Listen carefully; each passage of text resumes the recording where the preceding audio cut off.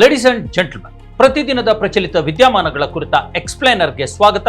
ನಾನು ಹಬೀಬ್ ದಂಡಿ. ನೀವು ನೋಡ್ತಾ ಇದ್ದೀರಾ ನೆಲ ಜಲ ಭಾಷೆಗಾಗಿ ಪ್ರಾಮಾಣಿಕ ಪತ್ರಿಕೋದ್ಯಮ ಫೋಕಸ್ ಟಿವಿ.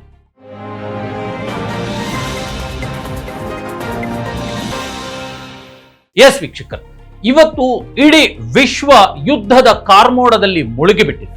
ಇಡೀ ವಿಶ್ವದ ಹಲವಾರು ದೇಶಗಳು ಇವತ್ತು ಯುದ್ಧಕ್ಕೆ ಆಹುತಿಯಾಗ್ತಿವೆ. ಅದರಲ್ಲೂ ಮಿಡಲ್ ಈಸ್ಟ್ ಅಂತ ಏನ್ ಹೇಳ್ತೀವಿ, ಮಧ್ಯಪ್ರಾಚ್ಯ ರಾಷ್ಟ್ರಗಳು ಇವತ್ತು ಯುದ್ಧದ ಬೇಗುದಿಯಲ್ಲಿ ಬೇಯ್ತಿವೆ. ಪ್ರತಿದಿನ ನೂರಾರು ಸಾವು ನೋವು, ಕಟ್ಟಡಗಳ ಅವಶೇಷ, ಈ ತರದ ಬೇಕಾದಷ್ಟು ಸಮಸ್ಯೆಗಳು ಎದುರಾಗ್ತಾ ಇದೆ.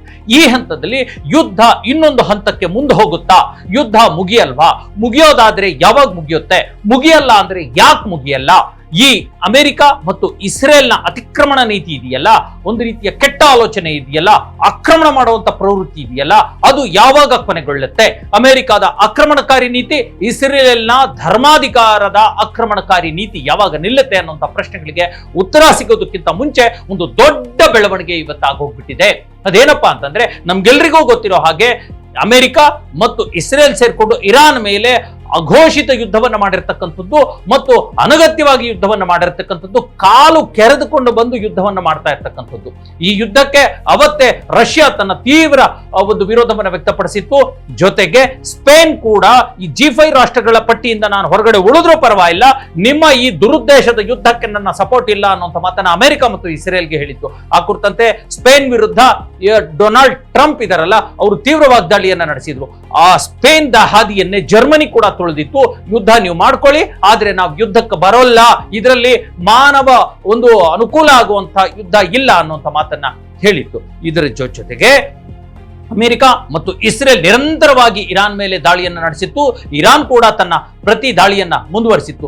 ಈಗ ರಷ್ಯಾದ ನಂತರ ನಿನ್ನೆಯಷ್ಟೇ ಚೀನಾ ಒಂದು ಇರಾನ್ಗೆ ತನ್ನ ಸಪೋರ್ಟ್ ಅನ್ನ ಬೆಂಬಲಿಸಿತ್ತು, ಸಪೋರ್ಟ್ ಘೋಷಿಸಿತ್ತು. ಇದೆಲ್ಲಕ್ಕಿಂತ ಹೊರತಾಗಿ ಇವತ್ತು ಚರ್ಚೆಗೆ ಈಡಾಗ್ತಾ ಇರತಕ್ಕಂಥದ್ದೇನು ಅಂತಂದ್ರೆ, ಉತ್ತರ ಕೊರಿಯಾದ ಕಿಮ್ ಜಾಂಗ್ ಉನ್ ಅನ್ನುವಂಥ ಆ ಸರ್ವಾಧಿಕಾರಿ ಇದನ್ನಲ್ಲ, ಆತ ಇರಾನ್ಗೆ ತನ್ನ ಬೆಂಬಲವನ್ನು ಘೋಷಿಸಿಬಿಟ್ಟಿದ್ದಾನೆ.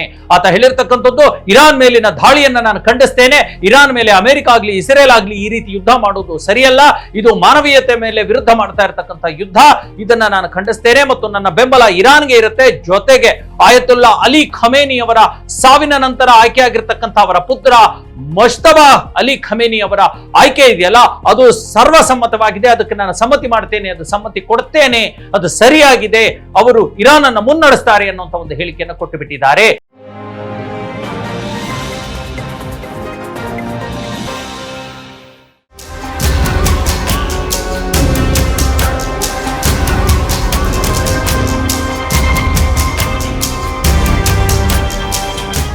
ಈ ಮೂಲಕ ಏನು ಉತ್ತರ ಕೊರಿಯಾದ ಸರ್ವಾಧಿಕಾರಿ, ಒಂದು ತಲೆಕೆಟ್ಟ ರಾಜ, ಒಂದು ತಲೆಕೆಟ್ಟ ಒಂದು ದೇಶದ ನಾಯಕ ಅಂತಾನೆ ಕರೆಸ್ಕೊಳ್ಳುವಂತ ಒಂದು ಹುಚ್ಚು ದೊರೆ, ಐಲು ದೊರೆ ಇರಾನ್ನ ಬೆಂಬಲಕ್ಕೆ ನಿಂತು ಬಿಟ್ಟಿರೋದು ದೊಡ್ಡ ಆತಂಕ ಸೃಷ್ಟಿಯಾಗ್ಬಿಟ್ಟಿದೆ. ಯಾಕಂದ್ರೆ ನಾವೀಗ ಕಿಮ್ ಉಂಗ್ ಜಾನ್ ಇದನ್ನಲ್ಲ, ಈ ತರಹದ ಈ ಒಂದು ಕಿಮ್ ಜಾಂಗ್ ಉನ್ ಅನ್ನುವಂಥ ಈ ರಾಜನ ಪ್ರಕ್ರಿಯೆಗಳನ್ನ, ಐಲುಗಳನ್ನ, ತೆವಲುಗಳನ್ನ, ಒಂದು ಸ್ಟೋರಿಗಳನ್ನ ನಾವು ಸಾಕಷ್ಟು ಕೇಳಿಬಿಟ್ಟಿದ್ದೀವಿ.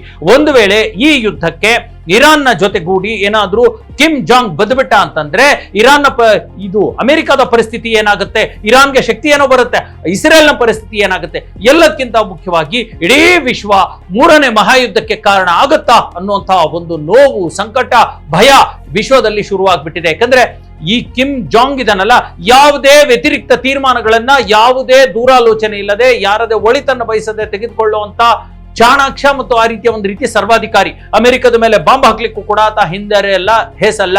ಈಗಾಗಲೇ ಹಲವಾರು ಬಾರಿ ಅಮೆರಿಕಕ್ಕೆ ಆತ ವಾರ್ನ್ ಕೂಡ ಮಾಡಿರ್ತಕ್ಕಂಥದ್ದು ಈ ಹಿಂದಿನ ದಿನಗಳಲ್ಲಿ. ಈಗ ಅದು ಮತ್ತೊಂದು ಸುತ್ತಿನ ತಿರುವನ್ನ ಪಡೆದುಕೊಂಡಿದೆ.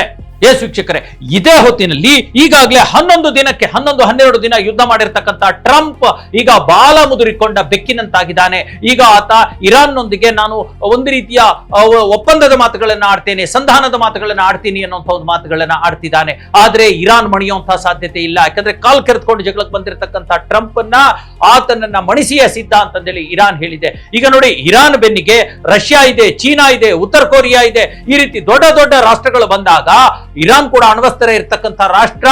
ಅಮೆರಿಕ ಮತ್ತು ಈ ರೀತಿ ಆಕ್ರಮಣಕಾರಿ ಇಸ್ರೇಲ್ ನಂತಹ ರಾಷ್ಟ್ರಗಳ ಪರಿಸ್ಥಿತಿ ಏನಾಗಬಹುದು, ಮತ್ತೆ ಮೂರನೇ ಮಹಾಯುದ್ಧ ಆಗಬಹುದಾ ಅನ್ನುವಂತ ಒಂದು ನೋವಿನ ನಡುವೆ ಈಗ ಏನಾಗುತ್ತೆ, ಪರಿಣಾಮಗಳು ಏನಾಗಬಹುದು ಅನ್ನುವಂಥದ್ದು. ಯಾಕಂದ್ರೆ ಇರಾನ್ ಒಂದು ಮಾತನ್ನ ಹೇಳಿದೆ, ಯುದ್ಧವನ್ನ ನೀವು ಶುರು ಮಾಡಿದ್ದೀರಾ, ಆದ್ರೆ ಈ ಯುದ್ಧವನ್ನ ನಾವು ಮುಗಿಸ್ತೀವಿ ಅನ್ನುವಂತ ಮಾತನ್ನ ಇರಾನ್ ಎಚ್ಚರಿಕೆ ರೀತಿಯಲ್ಲಿ ಹೇಳಿದೆ. ಅದರ ಸರ್ವ ನಾಯಕ ಆಯತುಲ್ಲಾ ಖಮೇನಿ ಬಲಿಯಾದ್ರೂ ಕೂಡ ಈಗಿರ್ತಕ್ಕಂಥ ನಾಯಕರು ಅದೇ ಮಾತನ್ನ ಹೇಳ್ತಿದ್ದಾರೆ. ಹಾಗಾಗಿ ಬಹಳ ಮುಖ್ಯ ಪರಿಣಾಮಗಳು ಏನಾಗಬಹುದು ಅಂತಂದ್ರೆ, ಉತ್ತರ ಕೊರಿಯಾ ಮತ್ತು ಇಸ್ರೇಲ್ಗೆ ಈ ಒಂದು ಅಮೆರಿಕ ಮತ್ತು ಇಸ್ರೇಲ್ಗೆ ಉತ್ತರ ಕೊರಿಯಾ ದೊಡ್ಡ ಮಟ್ಟದ ಸೆಡ್ಡು ಹೊಡೆದಿರ್ತಕ್ಕಂಥದ್ದು.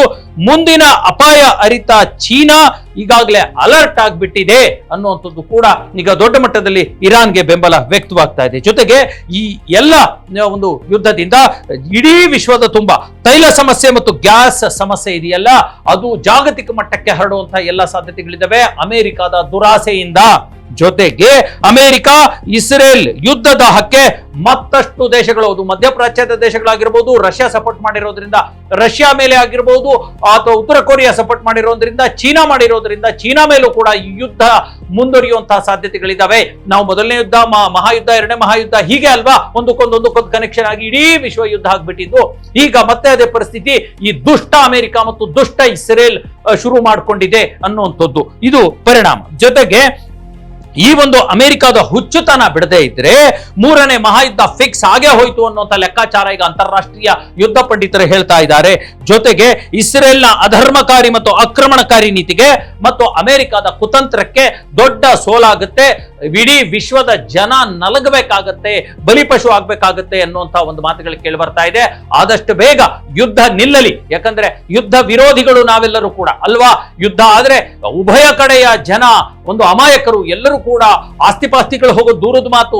ನಮ್ಮ ನೈಸರ್ಗಿಕ ಸಂಪನ್ಮೂಲ ಮತ್ತು ಅಮಾಯಕರ ಪ್ರಾಣಹಾನಿ ಆಗುತ್ತಲ್ಲ, ದುರಾಸೆಯಿಂದ ದುಷ್ಟ ಆಲೋಚನೆಯಿಂದ ಈ ಇಡೀ ಜಗತ್ತು ಉಳಿಲಿ, ಒಂದು ಸಮೃದ್ಧವಾದ ನ್ಯಾಯಯುತವಾದ ಶಾಂತಿಯ ಒಂದು ಜಗತ್ತಿನಲ್ಲಿ ನಾವು ಬದುಕೋಣ ಅನ್ನುವಂಥ ನಿರೀಕ್ಷೆಯೊಂದಿಗೆ ಇವತ್ತಿನ ಈ ಒಂದು ಎಕ್ಸ್ಪ್ಲೇನರ್ ಮುಗಿಸ್ತಾ ಇದ್ದೀನಿ. ಮತ್ತೊಮ್ಮೆ ನಿಮ್ಮ ಮುಂದೆ ಬರ್ತೀನಿ ಮತ್ತೊಂದು ವಿಚಾರದೊಂದಿಗೆ. ಅಲ್ಲಿವರೆಗೂ ನೋಡ್ತಾ ಇರಿ ಫೋಕಸ್ ಟಿವಿ.